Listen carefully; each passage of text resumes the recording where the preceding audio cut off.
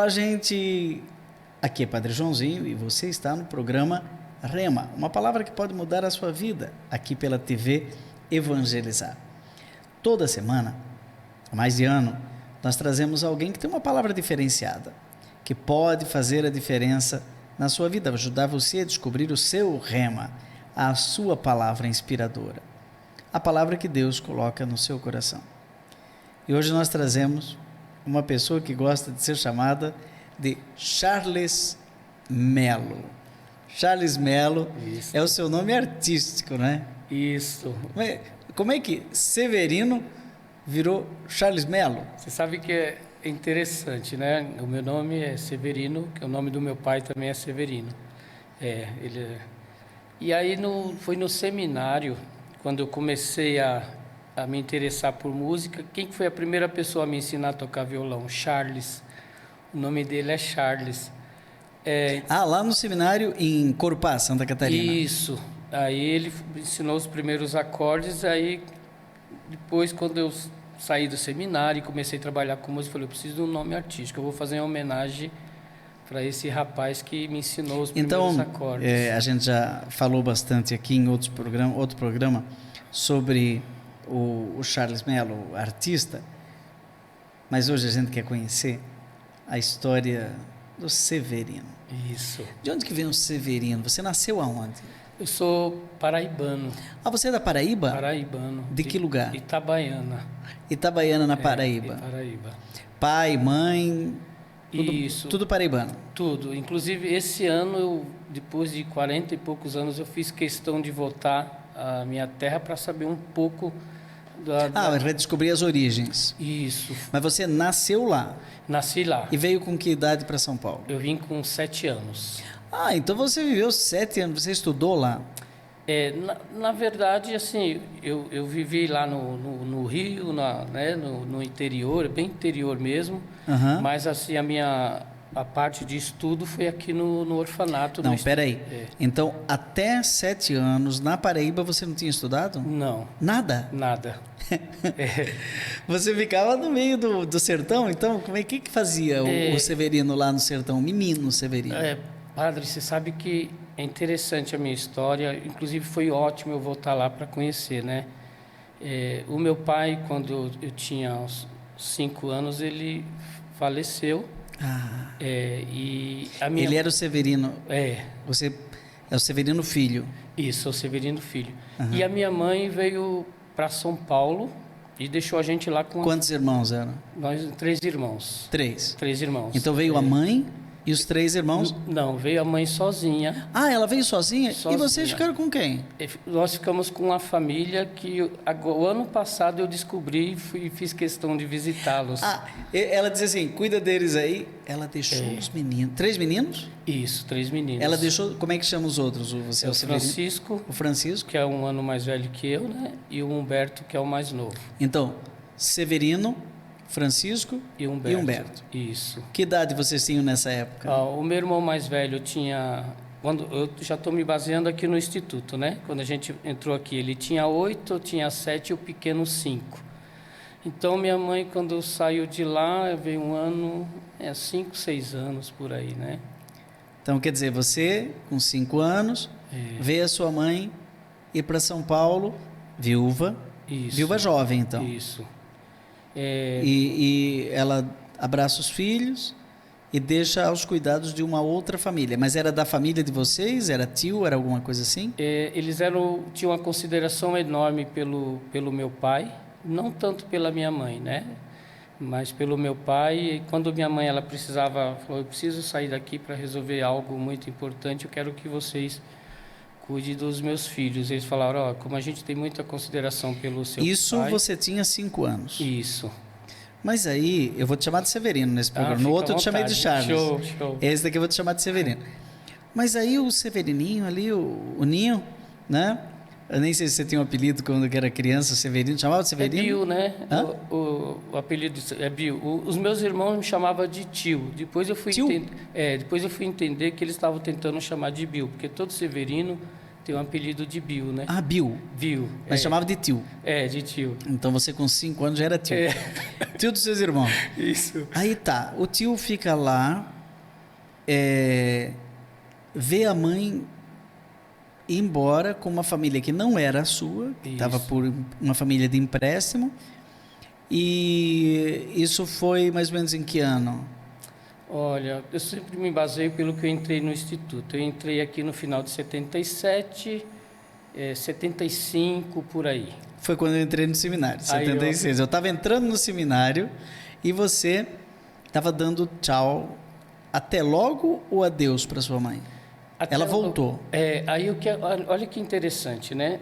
Aí que começa a entrar o orfanato nessa história, porque a minha mãe trabalhou com a irmã do Sr. Valdemar, que era um grande benfeitor do Instituto. Desculpa, gente. Quando o Severino fala de Instituto, ele está falando aqui do Instituto Menino de São Judas Tadeu, essa obra maravilhosa, onde nós transmitimos aqui o programa Rema, onde eu também faço comunidade junto com o Padre Cristiano, o Padre Everton, o Padre Dionísio, enfim, e que atende mais de 1.000 crianças. Hoje é uma obra de referência, uma obra assistencial, uma obra de solidariedade de referência na cidade de São Paulo. E nós vamos chegar nessa história do Instituto ainda, não apressa o caldo não. Tá. Eu queria saber se a sua mãe voltou para lá para buscar vocês. Boa. Aí esse seu Valdemar ele falou, olha, eu tenho um lugar que eu frequento, que é o Orfanato São Judas, né? Mas ele falou para quem? Para minha mãe. Essa parte você não contou. Isso. Então a sua mãe chegou aqui em São Paulo, sem os filhos. Sem os filhos. Lá por volta de 1975. Isso. Ela devia ter ali uns 35 anos, não sei, né? Por aí, uma jovem senhora viúva, a mão na frente, a outra atrás, uma retirante, né? Tentando a vida nessa grande metrópole, chega aqui e ela vem aqui no Instituto Menino de São Judas Tadeu para pedir socorro. Isso, porque o seu Valdemar falou assim, olha, vai buscar seus filhos, que eu tenho um lugar... Ela contou a história para esse senhor Valdemar. Isso. Ele era auxiliar do Padre Gregório, que era o grande personagem do Instituto nesse período? Eles eram grandes amigos, né, e benfeitores, né? Então, o seu Valdemar, inclusive, durante... Era um que sempre andava de guarda-pó branco. Isso, né? Porque aqui no Instituto tivemos uma pessoa... O Instituto começou já no tempo do Padre João Bicher, que era pároco da Paróquia Santuário São Judas Tadeu, muito conhecido em São Paulo. Mas, logo em seguida, ele é assumido, assim, de corpo, alma, coração, né, pelo Padre Gregório, que está sepultado na Capela São José, no Instituto.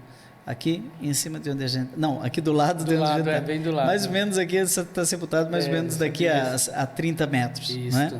Estamos aqui do lado do túmulo do Padre Gregório. E tinha também o Padre Lauro e tinha também o Padre Germano. Isso. Nós vamos falar desses personagens históricos que São Paulo ama, conhece muito bem. Mas, por enquanto, nós estamos falando da dona... Como chamava? Beatriz. A dona Beatriz, que chega aqui e deixou os filhos lá na Paraíba, aos cuidados de alguém. Coragem, não? Vir para São Paulo sozinha, né? Certamente só com o dinheiro da passagem, uma trouxinha de roupa, né? Deve ter trazido muita coisa. E aí ela encontra esse tal de seu Valdemar. E aí você estava dizendo que ele diz para ela, vai lá buscar seus filhos, foi isso? Isso, exatamente. E ela foi, né? Buscou. Ela conseguiu voltar para Paraíba, que não é perto, né? De ônibus. Há 3 dias. 3 dias, 4 dias. É longe. Né? E ela foi buscar, então para nós foi... E aí você lembra quando ela estava chegando de volta ou era muito criança? Rapaz, assim... Porque não tinha telefone direito, né? Não. Vocês perderam o contato completamente. Sim, inclusive a gente já não imaginava nem que ela fosse voltar, né? Todo mundo achava que ela tivesse... Foi e abandonou os filhos. Isso. Você seria um menor abandonado. É bem por aí. Né? Inclusive, quando ela nos trouxe para São Paulo, olha, aconteceu um acidente. Demorou para ela trazer ou foi logo em seguida? Foi lá buscar? Foi buscar. Eu estou vindo buscar meus filhos, estou levando para São Paulo. Sim. Aí ela chega aqui e aí ela vem trazer vocês, deixou com a família lá. Aí agora ela não tinha de certo como dar alimento. Morava onde? Ela morava na casa da família, então realmente... ela trabalhava numa casa de família. Isso, e não tinha como deixar os filhos. Então, ela foi buscar para deixar aqui, né? Aí ela já sabia que aqui no Instituto Menino de São Judas Tadeu poderia deixar seus filhos com segurança mais perto dela do que lá no Nordeste. Só que ela tinha que sair para trabalhar sozinha, viúva, não tinha como cuidar de vocês. E ela foi buscar e falou, olha, vocês vão ficar num lugar muito bom. Inclusive, eu assisti uma das entrevistas, né, sua com o Frater, falando que tinha piscina em cima no... Foi a mesma história, você vai para um lugar onde tem piscina... ela contou que era o paraíso aqui. Tá, no segundo bloco nós vamos conhecer direitinho essa história. Mas agora, antes de terminarmos esse primeiro bloco, você deve estar se perguntando assim, como que é esse Instituto Menino de São Judas Tadeu, esse lugar onde uma mãe sai lá da Paraíba, busca os filhos e não tem outro jeito, ou ela deixa na rua ou ela entrega para alguém cuidar. Onde é esse instituto? Nós temos um vídeo aí, foi preparado pela nossa produção, dá uma olhadinha em como é o Instituto Menino de São Judas Tadeu.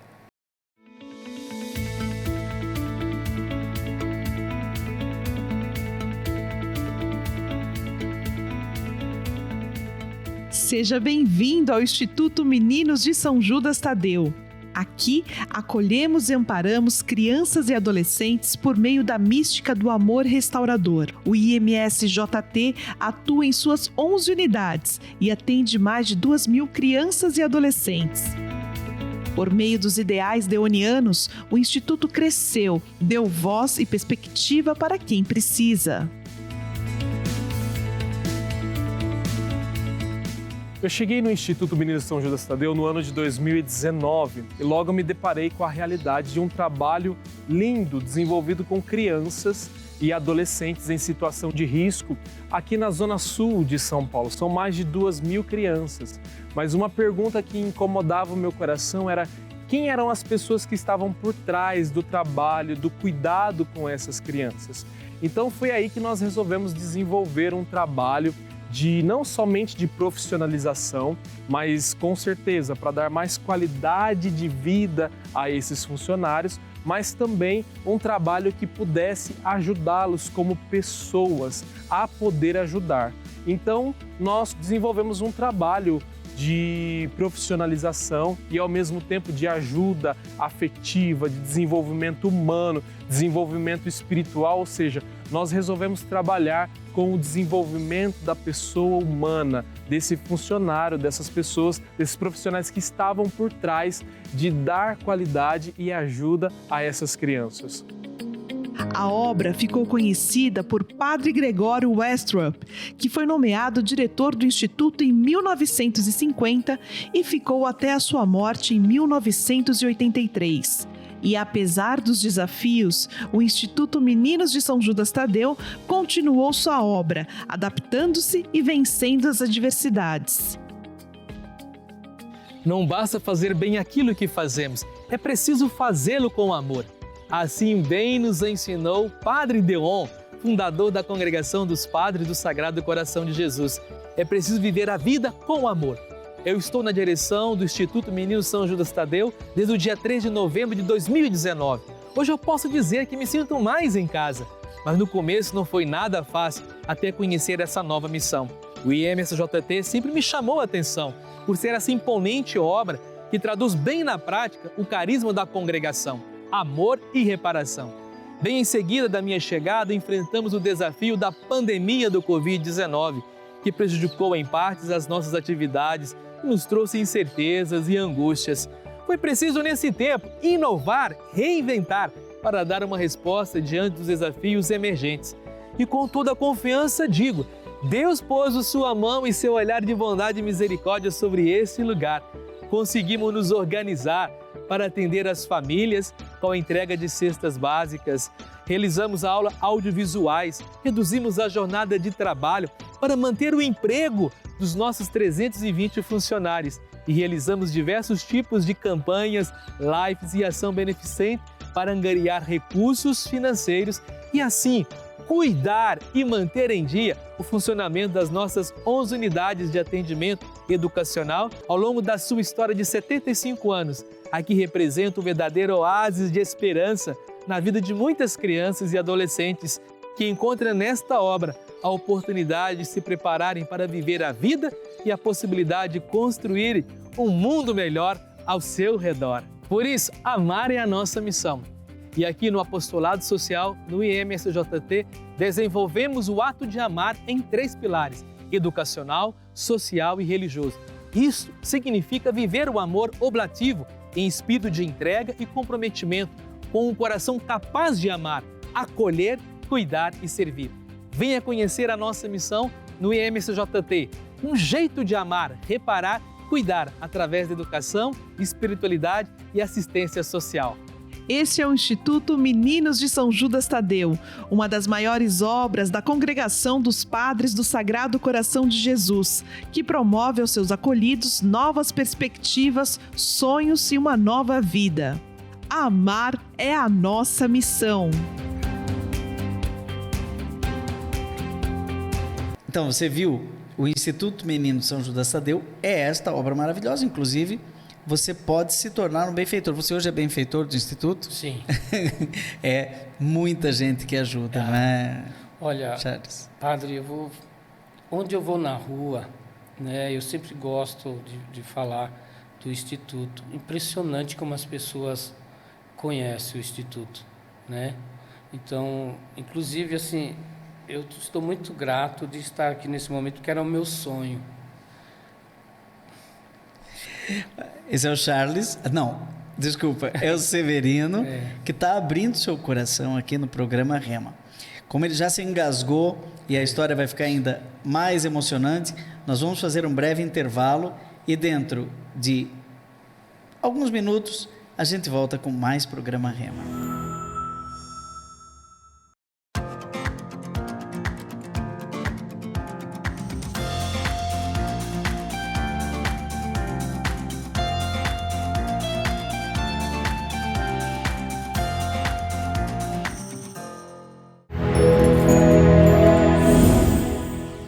Nós estamos voltando aqui com o programa Rema, uma palavra que pode fazer a diferença na sua vida. Estamos hoje entrevistando o cantor Charles Melo, mas que na origem lá da Paraíba é o menino Severino, né, que a mãe deixou, depois foi buscar. Isso. E o Instituto Meninos de São Judas Tadeu, essa obra maravilhosa aqui na Zona Sul de São Paulo, acolheu só você ou acolheu os 3? Os 3. Acolheu os 3? Não, e você sabe que foi algo fora de série, porque o meu irmão mais novo tinha 5 anos. E o limite mínimo era 7 anos, 6, mas, né, por ser 3 irmãos e por Deus que eram 3 irmãos, porque se tivesse uma menina já teria separado, né? É, porque nessa época, você não deve saber, hoje em dia a legislação, o Estatuto da Criança e do Adolescente não permite separar os irmãos. Isso. Mas na época aqui era só para meninos. Só para meninos. E vocês eram 3 meninos. Isso. Eram quantos aqui no seu tempo? 350. Quanto? 350 internos, né? E aí tinha os externos que vinham estudar aqui dentro, que tinha o SESI, né? Então tinha os externos, aí tinha menina que vinha estudar, tinha meninos. Mas vocês eram 300, mais que em Corupá. 350. Cabia 350 aqui nessa estrutura, nessa quadra? Olha, tinha a divisão, tipo, por exemplo, tinha um dormitório que tinha 150 camas, aí tinha um dormitório 2. Onde que é hoje, qual que é a sala? É aquela que faz a seleção das coisas lá? Diz que tinha um dormitório dos mijões. Tinha. Você nunca foi para lá? Não, graças a Deus, porque até a gente Os meninos que faziam pipi na cama, então, tinha um dormitório para eles? Tinha, era o dormitório 1 dos menores, dormitório 2 dos maiores e o dormitório dos mijões. Ô Severino, mas todo mundo que fala assim, quer dizer, todo mundo, né, que não conhece, né, que fala de orfanato, parece um lugar triste. Você fala com alegria.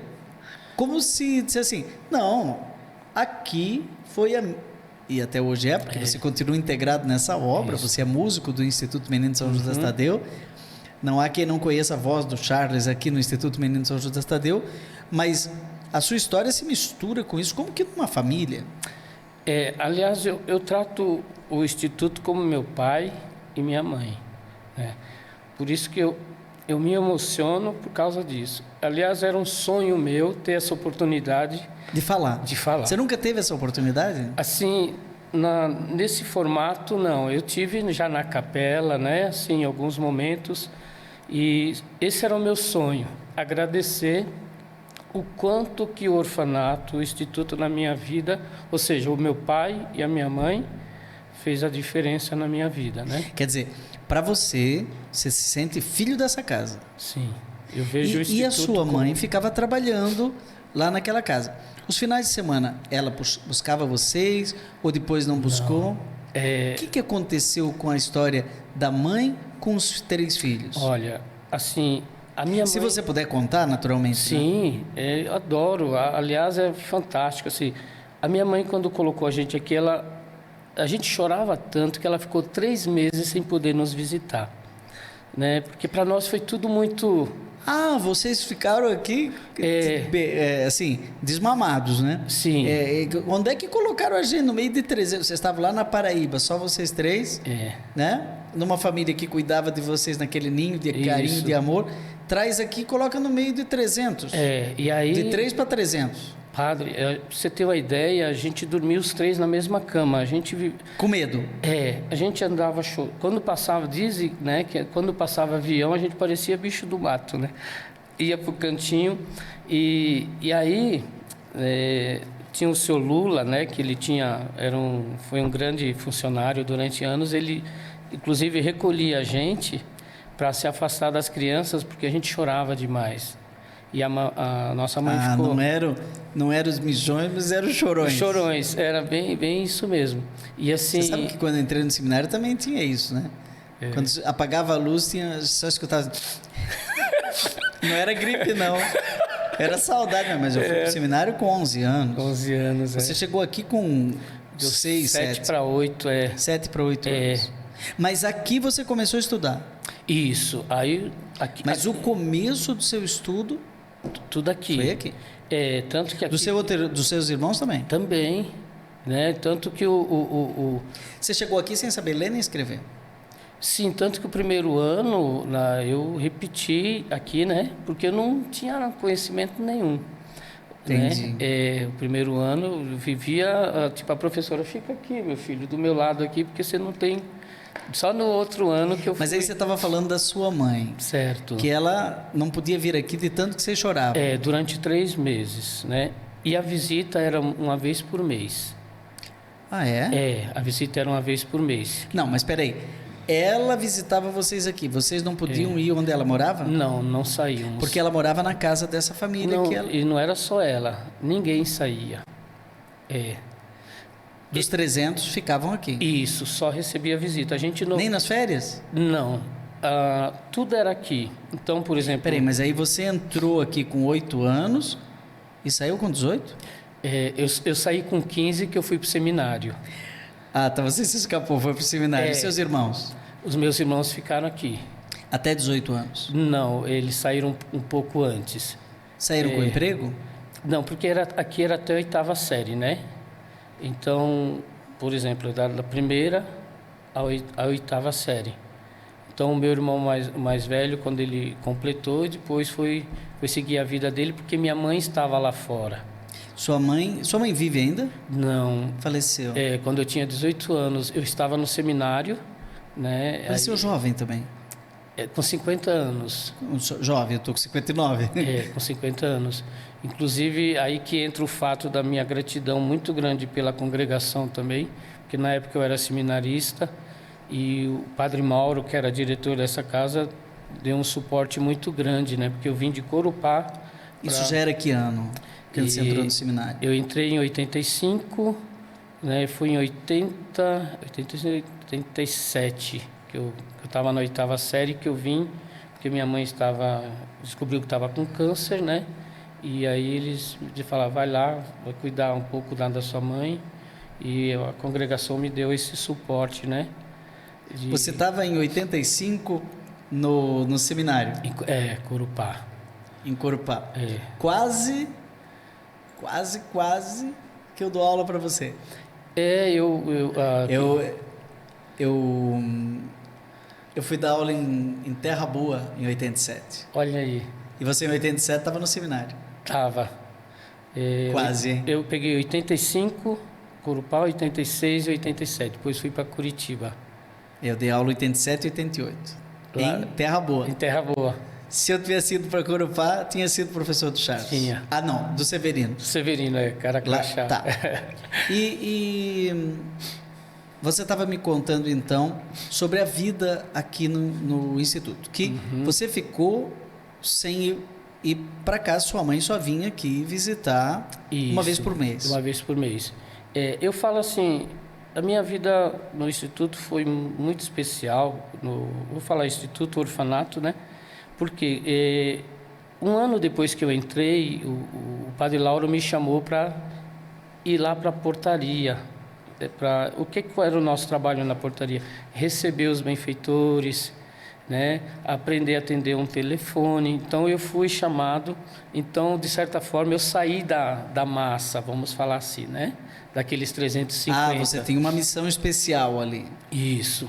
Então você gostaria de trabalhar ali trabalhar é o termo de falar, né? De ficar ali na portaria para você receber os benfeitores, né? Para você já começar a servir como coroinha. Eu falei, opa, quero sim.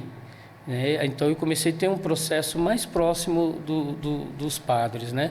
Talvez por isso que depois eu fui encaminhado para o seminário, porque eu já tinha um certo acompanhamento. Como foi isso? Você sentiu vocação mesmo? Ou disse assim, não, está muito chato isso aqui no Instituto, eu quero ir... No Instituto ou orfanato, a gente hoje chama Instituto, né? Não existem mais orfanatos. Mas na memória afetiva do Severino é o orfanato. Então, por isso que às vezes ele fala orfanato, mas é hoje Instituto Meninos de São Judas Tadeu, que a gente sempre fala aqui. Mas, de repente, você sente chamado a ser padre? Isso de 78 eu fui para a portaria, né? Para ficar direto ali, 79, 80, 81, e eu fui convivendo muito com o Padre Gregório.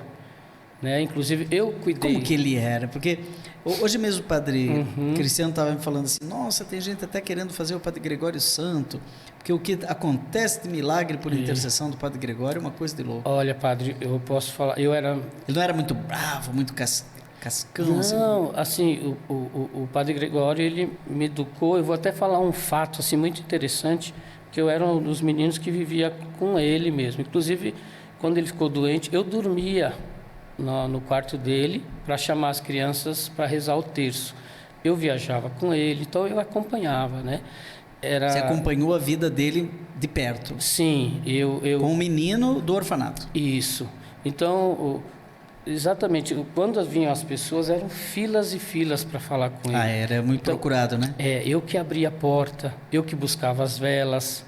E ele é interessante que ele sempre... Ele abençoava as velas? Sim, sempre 3 velas, né? Pai, Filho e Espírito Santo. Então, por exemplo, quando chegava um casal, padre, eu vou ter filho, tenha 3. Um é egoísta, 2 briga e o terceiro apazigua. Ele sempre teve... Vocês eram 3, ele devia dizer assim, essa trinca está aqui, é um para o Pai, um para o Filho e para o Espírito Santo. Isso, né? Então, assim, eu convivi muito, né? Mas o Padre Lauro que preparava. Então, o Padre Lauro que preparava para ser coroinha, né? Então, para atender os benfeitores. O Padre Gregório era mais no âmbito de atender benfeitor, né? O Padre Lauro cuidava toda essa parte de administração, de faxina, de formar banda, de toda essa organização, né? E o Padre Gregório, ele era atendimento. Tinha também o Padre Germano, não tinha? Tinha. O Padre Germano, ele cuidava maravilhosamente do nosso coral. Você sabe que a gente gravou com o Benito de Paula, né? Aquela Assim? música, aquele chapéu de cor. Canta um pedacinho pra gente, como é que é? Você lembra disso? Não, No intervalo você ensaia. não, essa música não, porque senão eu sei, mas é uma Tá música. O Benito de Paula tem, famosa, né? Aquela. Meu amigo Charles. Ó, Charles. É nesse disco. Tem É nesse disco? Tem a participação das crianças, aquele chapéu de couro, aquela sanfona. Aí vocês, como meninos daqui do Instituto, no caso do orfanato, Isso. gravaram com o Benito e Paulo, Isso. mas sob regência do padre Germano. Germano, Aguinaldo Raiol, a gente participava do programa Aguinaldo Raiol, que tinha o programa. O coral do Instituto, ele era convidado para ir tocar em casamentos na Nossa Senhora do Brasil. Era um coral com 3 vozes, maravilhosa. Eu não tive a felicidade de ser do coral. Não? Não, porque o fato de eu ser da portaria me limitou muito nesse sentido, né? Então eu não podia ser da banda, não podia... Você conhece a história do Padre Zezinho com o Padre Germano? Do... Não, né? Não. Eu vou contar essa história muito rápido. O Padre Zezinho sabe que eu conheço essa história. O Padre Zezinho não podia tocar nenhum instrumento no tempo que estava em Corupá. E sabe quem era o formador musical lá? Padre Germano. E quando o Padre Zezinho então gravou o primeiro disco, o Padre Germano estava aqui. Aí ele trouxe e disse, tá aqui, o senhor não acreditava no meu talento? E o Padre Germano disse, não, eu acreditava sim. E é por isso, porque você é tão talentoso quanto eu, por isso que eu não... Né? Não, o Padre Germano... Ele disse assim, eu prefiro que você seja padre do que seja artista, porque o artista pode matar o padre. Você vê. E assim, era lindo, 3 vozes. Panis, Angé. E ele pegava músicas, não era música, era músicas assim de Jesus, Alegria dos Homens, né? Não, era de alto nível. Era. Lá em Corupá, eu lembro, eu recebi ainda as operetas e até meio que óperas, né? Isso. Eu ainda vi as partituras aqui no Instituto, herdei uma delas do Padre Germano. Olha que legal. E aí você sabe que ele que descobriu meu talento. Assim, eu estava assobiando... Padre Germano, desculpa, era alemão. Não é? Isso, Hermann Better. Já era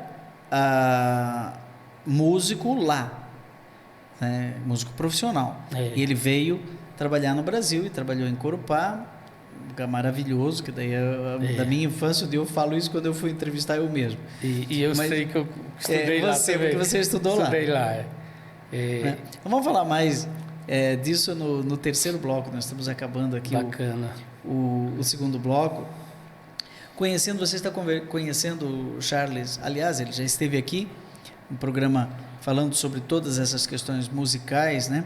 Principalmente do Instituto Menino São Judas Tadeu.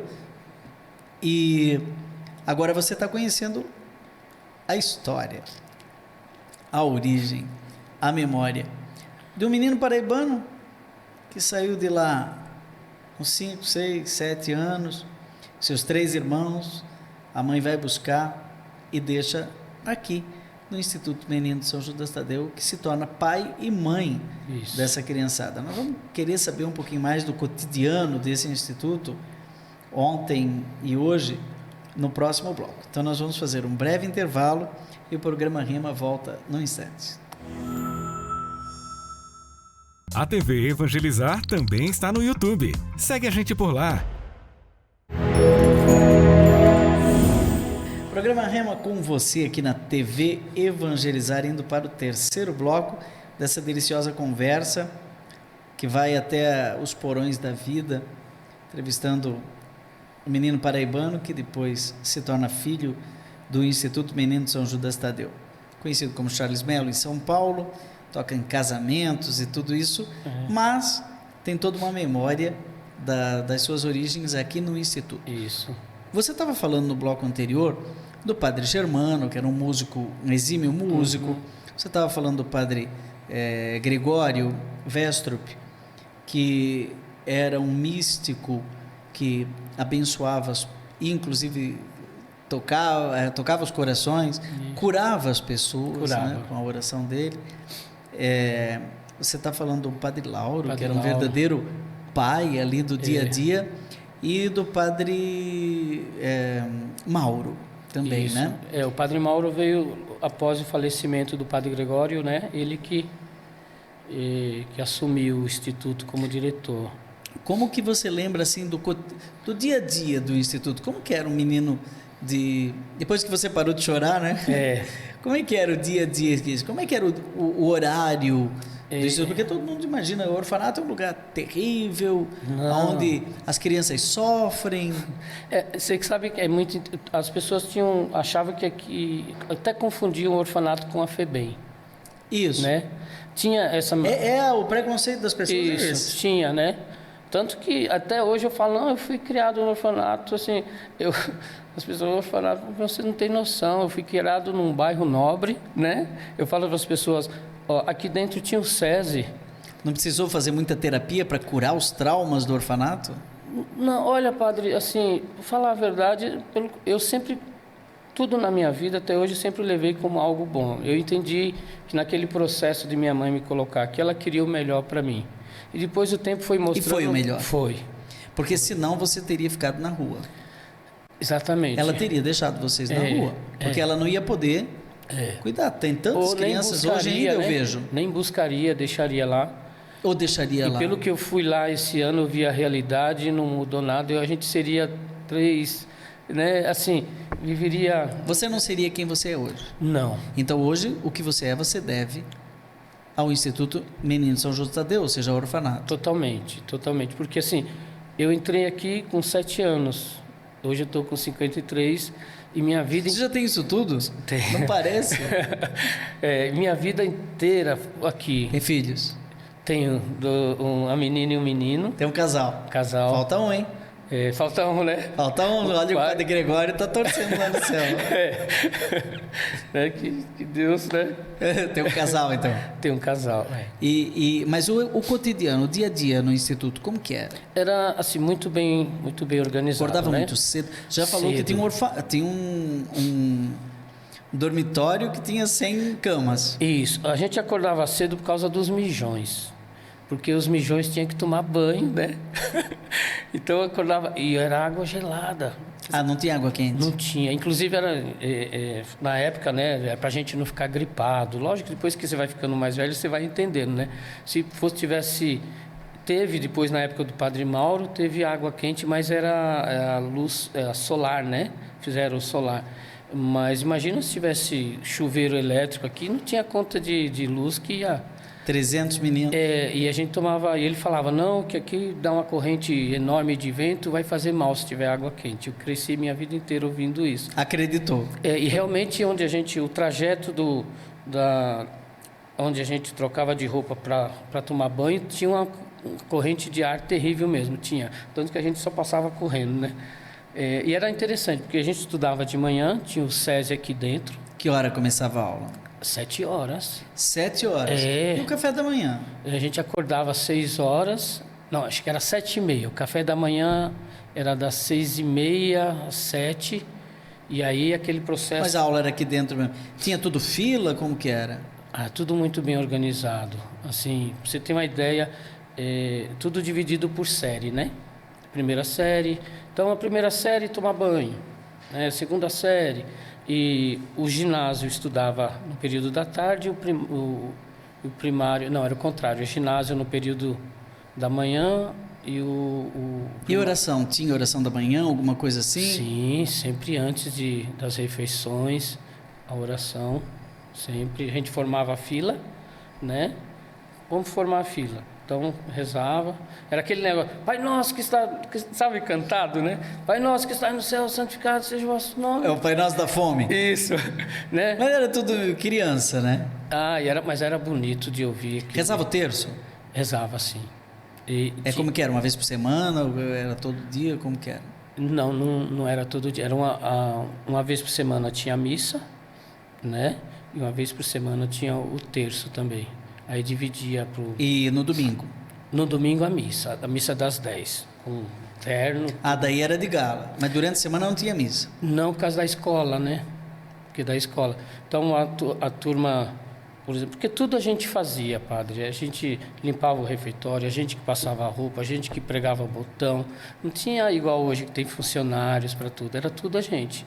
Então, por exemplo, acordava, então uma turma já vai arrumar as camas. Cada um já deixava... Ah, tinha uma disciplina. Tinha, maravilhosa, maravilhoso. Assim, isso na minha vida até hoje. Você então, participou quase que de um exército antes... Você não sei se serviu o exército, não? Não, eu escapei por causa do seminário. Mas depois, por causa do seminário. Mas depois eu tive que... Fui né, mas aí, quem te passou no orfanato, o exército é fichinha, né? Não, fichinha. Tanto que, por exemplo, o seminário, para mim, né, assim... Eu vou contar um fato, assim, que... Primeiro, porque as pessoas achavam que...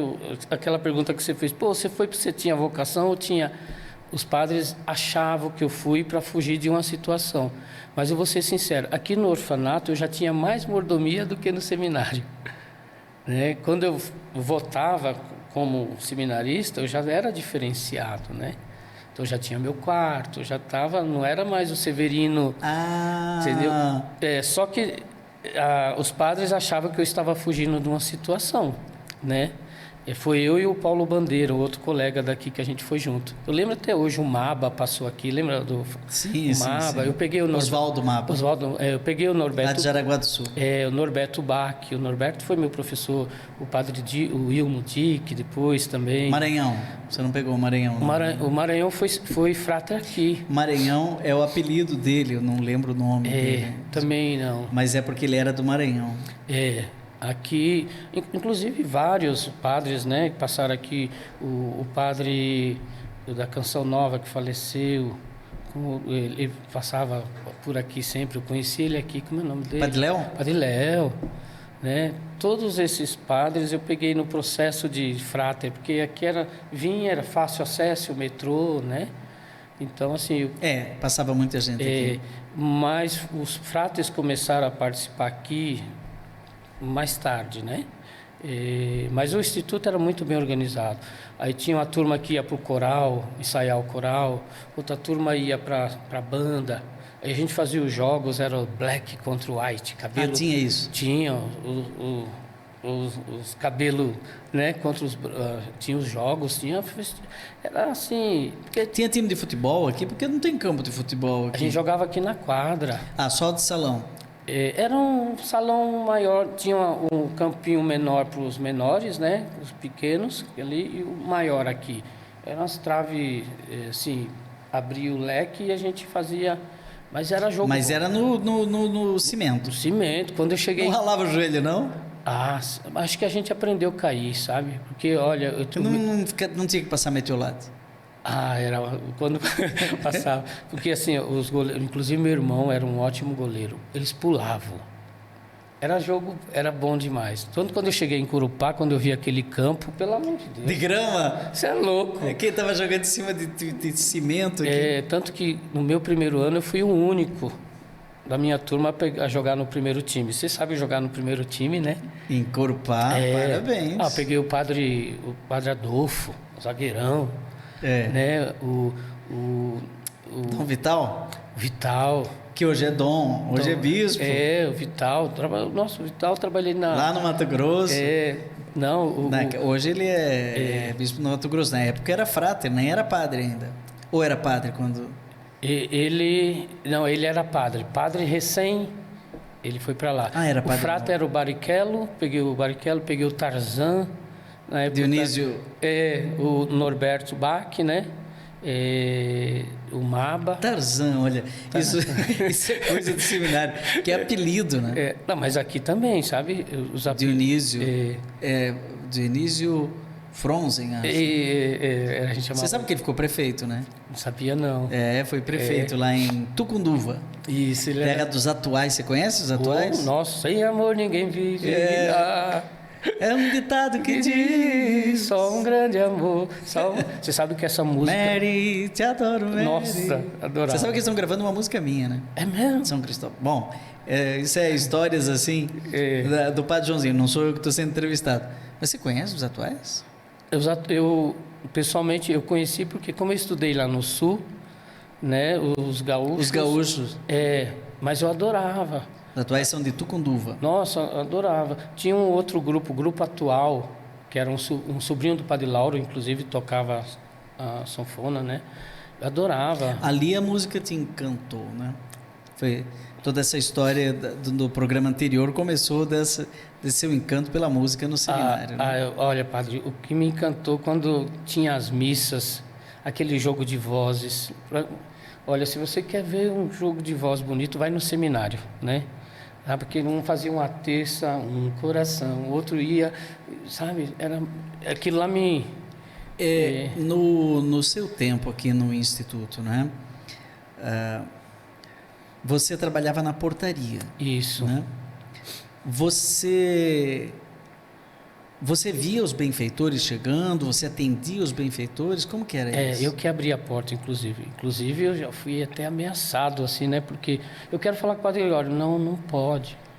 Eu quero. Já recebi até pesada na porta. Padre, o senhor não acredita, era filas e filas. Por isso que o seu Valdemar usava branco, inclusive para ele ter livre acesso, né? Todo mundo achava que ele era médico do Padre Gregório, né? Mas, assim, era filas e filas. E eu ficava lá. Tanto que às vezes me chamavam, esse é o cavalinho. Porque às vezes eu tinha que empurrar mesmo, sabe? Então, hoje, aqui o Instituto continua sobrevivendo de benfeitores, né? Você falou que você até hoje é um benfeitor, né? E aqui, por exemplo, está toda a infraestrutura, né? Nós temos várias creches, né? Em São Bernardo do Campo, São Paulo inteiro, também centro de adoção, né? Os SAICAS. SAICA com criança de até 6 meses. Né? Eu vi lá esses dias uma criancinha, porque há crianças que a justiça confia a nós para que elas possam ser acolhidas, não é? E tem o SAICA Padre Deon, não é? E tem também o SAICA São Judas Tadeu. E também o CCA, né? Que é a central o Centro para Crianças e Adolescentes, que é de crianças de 6 a 14 anos e 11 meses. Até 15 anos. Você saiu daqui porque você foi seminarista, né? Isso. Mas aí você saiu do seminário. Aí eu saí para o seminário, para onde eu voltei? Voltou para o Instituto? Para minha casa, né? Porque você não tinha casa? Não tinha para onde ir. Minha mãe faleceu, e é aquilo que eu falei. Aí você tinha o quê? 16 anos, 17 anos? Foi em 87, 17 anos. Eu não tinha parente. Eu fui descobrir meus irmãos de parte de pai, faz aí uns 6, 7 anos atrás que eu descobri. Você tem irmãos, então? Tenho, da parte de pai. Foi cada que você não conhecia? Não conhecia, porque a minha mãe foi a segunda esposa do meu pai. Por isso que ela veio para São Paulo, porque quando faleceu a primeira esposa, minha mãe já casou com meu pai. E aí deu um problema de família, ela teve que meio que sair. Depois eu fui atrás de tudo e descobri. Aí você descobriu todos esses porões, né? Por isso que eu valorizo muito o que ela fez. Assim, por isso que eu falo que ela foi fantástica. Às vezes as pessoas falam, sua mãe... Não. Abandonou? Não, ela foi muito sábia. Né? Foi muito sábia. E eu vou lhe contar uma coisa, viu, padre? Ela não podia me visitar, mas como eu era da portaria, eu sempre a via, ela sempre ia lá. Ela vinha na missa. E o sonho dela era ter um filho padre, sabia? Tanto quando eu fui para o seminário, nossa, que para ela foi... Eu não fui porque... Não, eu fui porque fui discernindo, fui convivendo com os padres, fui coroinha, e essa coisa foi me tocando. As pessoas, nossa, você não quer ir lá para o seminário, né? Mas aí você sai do seminário, por suas razões, volta para casa. Isso. Aí, sua mãe já tinha falecido? Já. E agora? Aí... Por graça de Deus, assim, eu já tocava violão, já tinha aprendido violão lá, já tocava nas missas, né? E aí eu falei, porque aqui você sabe que não tinha música nas missas, né? Era o coral das crianças na missa das 10 de domingo e o restante colocava CD, disco na época, disco Paz e Oração, que era lindo, adorava, né? Inclusive eu colocava, porque eu que cuidava... Você era o sonoplasta? Isso, cuidava dessa parte.